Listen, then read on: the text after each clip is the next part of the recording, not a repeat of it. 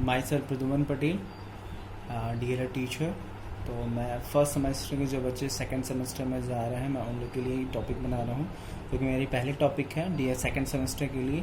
क्योंकि लॉकडाउन चल रहा है, बच्चे काफ़ी परेशान भी हैं, क्या करें खाली टाइम है। तो मैंने सोचा जो सेकंड सिलेबस का मैथ का जो सिलेबस है वही कवर किया है। तो मैंने सोचा कुछ जो नई टॉपिक है वो आप लोग को पहले देने का प्लान किया जाए। तो आज की जो टॉपिक है सिमिलरिटी एंड कॉन्ग्रुएंटी। क्या है? सिमिलरिटी एंड कॉन्ग्रुएंटी, ठीक है, कॉन्ग्रुएंसी बोलते हैं, समरूपता एवं सर्वांगक्षमता, ठीक है, सिमिलरिटी एंड कॉन्ग्रुएंसी, ठीक है, दिख रहा है आपको, सिमिलरिटी एंड कॉन्ग्रुएंसी, ओके, समरूपता एंड सर्वांगक्षमता। अब पहली जो टॉपिक आज हम रीड करेंगे वो है हमारी समरूपता, ठीक है। क्या रहे? सिमिलरिटी। देखिए सिमिलरिटी क्या है, ये बहुत चीज़ें आप लोगों ने यूज़ की हैं। क्या होता है सिमिलरिटी का मतलब? क्या होता है? शेप जो होता है वो सेम होता है, ठीक है। साइज सेम मैटर नहीं करती, बिल्कुल मैटर, मतलब शेप तो मैटर करता है बट साइज बिल्कुल भी सेम नहीं होती, ठीक है, ये कहते हैं सिमिलरिटी। जैसे आप लोग का क्या होता है, गिलास का ज़्यादा पेयरिंग आप देखते हो, ठीक है, गिलास की होगी, कप की आप देखते हो पेयरिंग एक के बाद एक रखे जाते हैं, प्लेट की भी होती है, ठीक है, काफ़ी चीज़ की पेयरिंग होती है ना, एक के ऊपर देखोगे। जैसे आजकल बॉक्स आते हैं छोटा फिर उससे बड़ा, और आजकल तो खासकर ट्रेंड में चल रहा है गिफ्ट वाला, एक बड़े गिफ्ट के अंदर छोटा सा डब्बा, उस डब्बे के अंदर उससे छोटा डब्बा। तो ये क्या होता है, एक सिमिलरिटी क्या होता है उसमें कि देखिए आप जब भी ग्लास का शेप देखते हो ना, छोटे गिलास का क्या पेयर होता है, तो उस गिलास के ऊपर वो गिलास एडजस्ट हो जाता है। क्यों? क्योंकि उसकी शेप में होता है, ठीक है, मतलब उसकी शेप की तरह होता है। अब साइज सेम नहीं होती, बिल्कुल भी साइज सेम नहीं होती, लेकिन शेप क्या होता है, मतलब जो उसका स्ट्रक्चर होता है वो एकदम सेम रहता है, उसके अंदर एडजस्ट हो सकता है, ठीक है।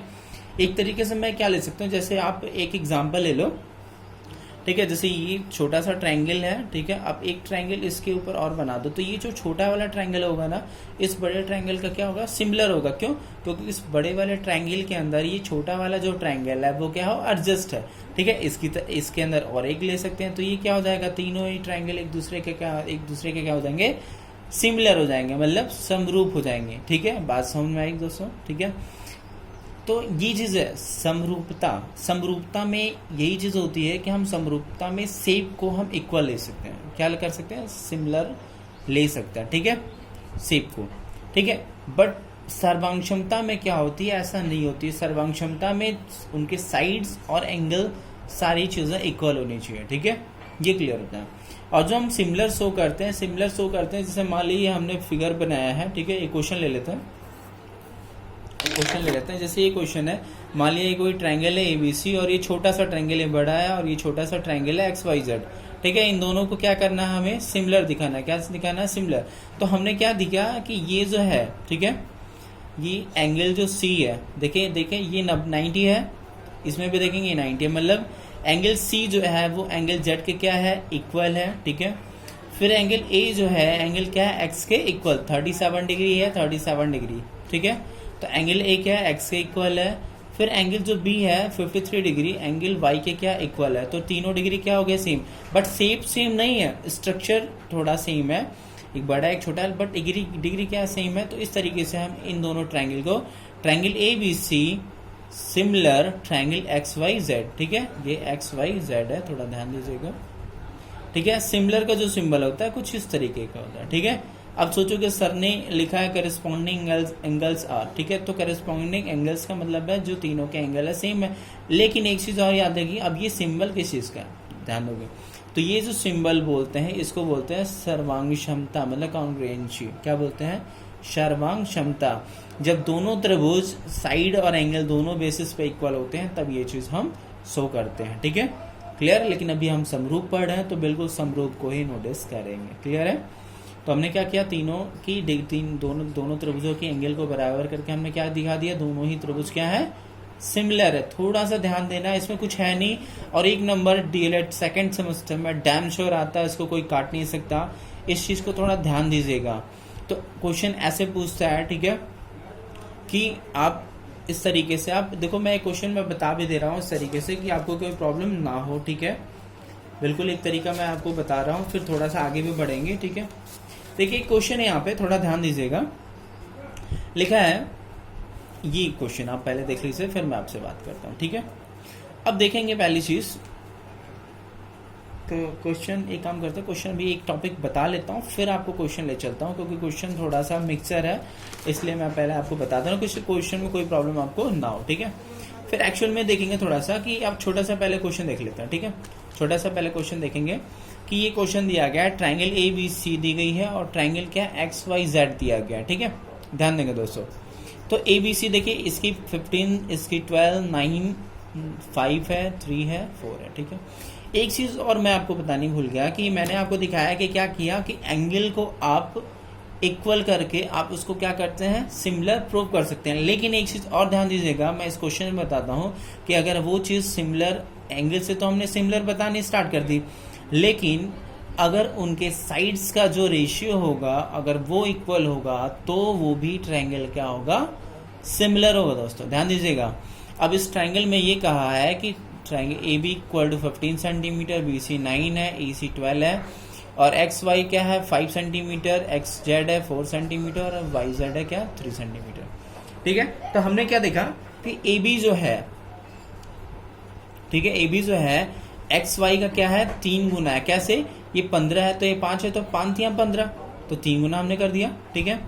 BC वही चीज, BC देखेंगे 9 है और ये YZ 3 है, तो ये भी देखेंगे 3 गुना है, ठीक है। ओके, क्लियर है, तो इसमें कोई प्रॉब्लम आनी नहीं चाहिए। AC भी क्या है 12 है और XZ क्या है 4 है, तो 4 3 12, तो हमने क्या किया, AB जो है XY का 3 गुना है, BC जो है YZ का 3 गुना है, CA जो है ZX का 3 गुना है। देखिए यहाँ से हम रिलेशन फाइंड करेंगे कि सिमिलर में एक और टॉपिक होती है, अगर साइड्स का जो रेशियो होता है अगर वो इक्वल होता है तो भी हम उन दोनों ट्रायंगल को सिमिलर प्रूव कर सकते हैं। हमको प्रूव ये करना है, ठीक है। Triangle ABC similar triangle XYZ। Okay, clear है टॉपिक।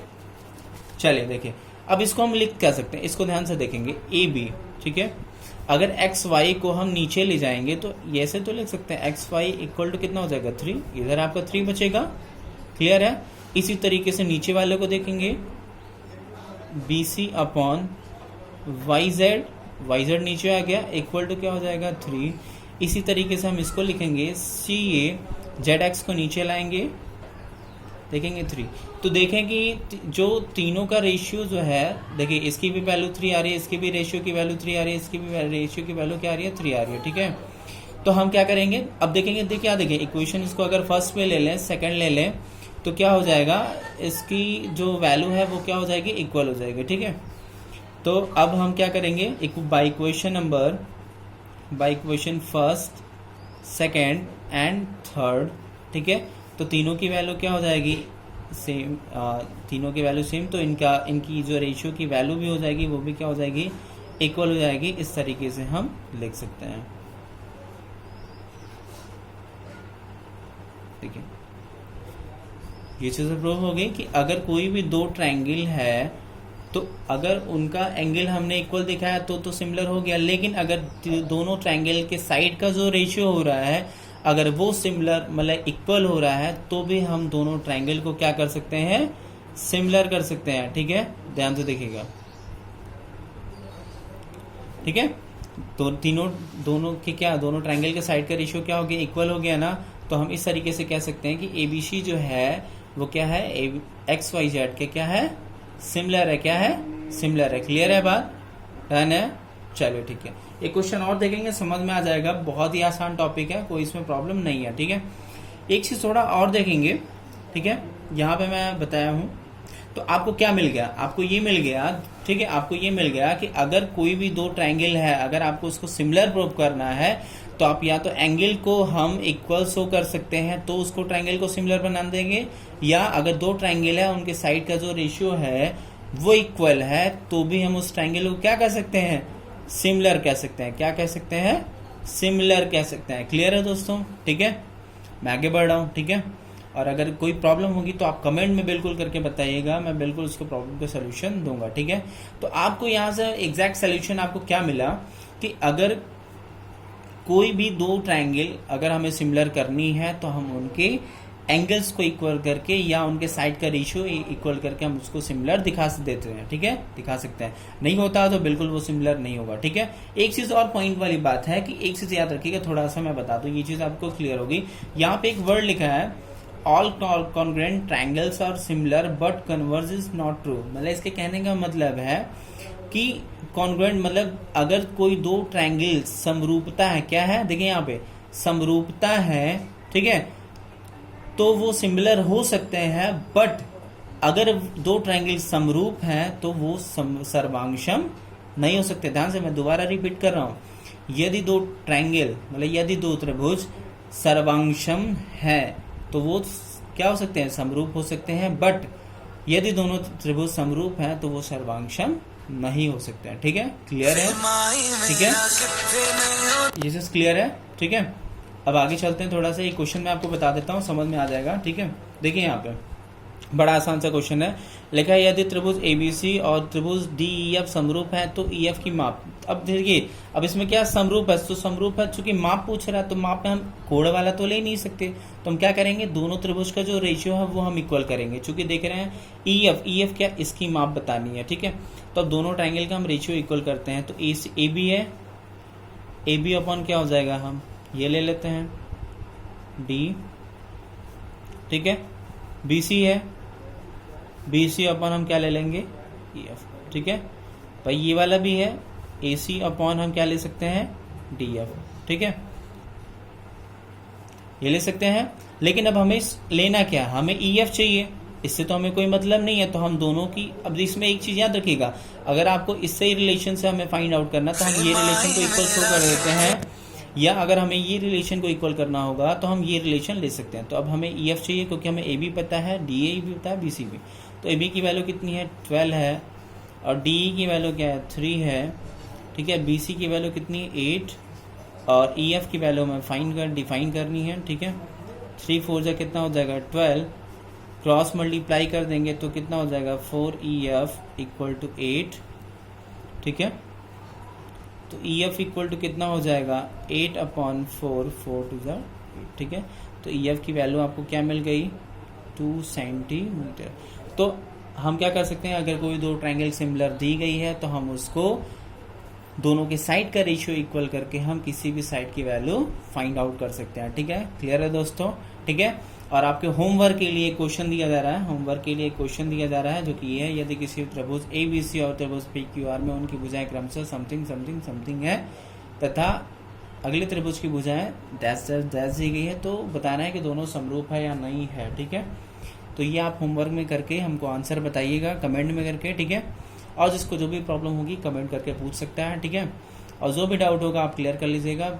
और प्लीज़ अगर आपको अगली वीडियो पानी है तो प्लीज़ मेरी वीडियो को लाइक एंड सब्सक्राइब कर लीजिएगा और नोटिफिकेशन बेल दबा दीजिएगा। ओके, बाय दोस्तों।